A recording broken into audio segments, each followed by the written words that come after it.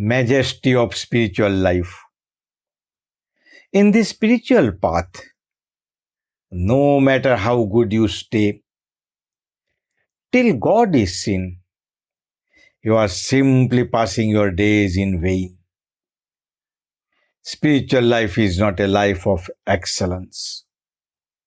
If you think that spirituality is a path of excellence, you are utterly mistaken.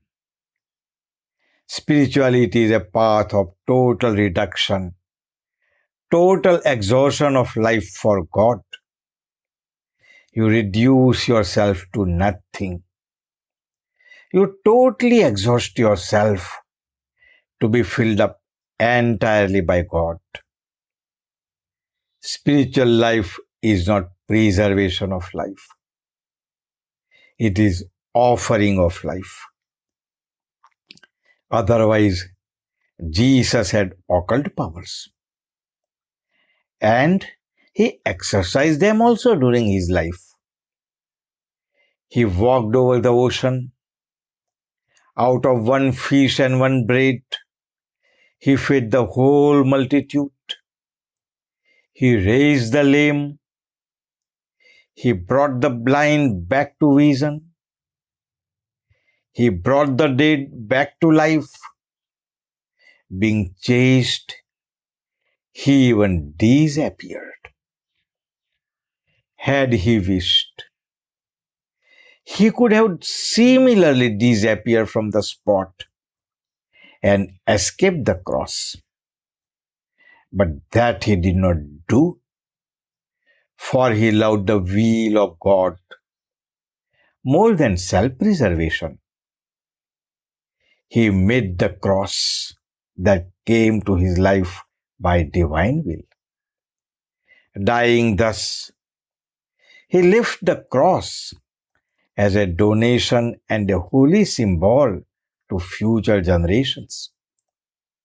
Escaping death, he could have lived for 30-40 years more, or say up to 100 years. But dying in this way, by accepting the cross, he gained hundreds of years. The whole future. He is still alive in the hearts of millions. We do not remember each other with so much aliveness as we remember Jesus, who died centuries ago. This we do because Jesus did not live for self. He lived for God.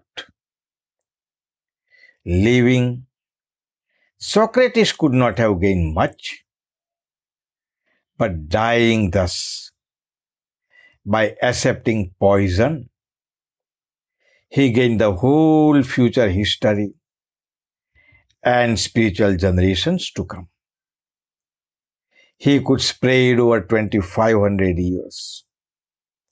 And his kingdom is spreading and spreading, not on any piece of land and time, but over all lands and all time.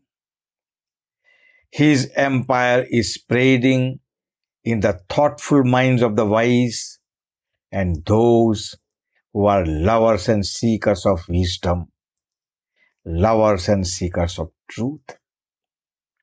Such is the majesty of spiritual life.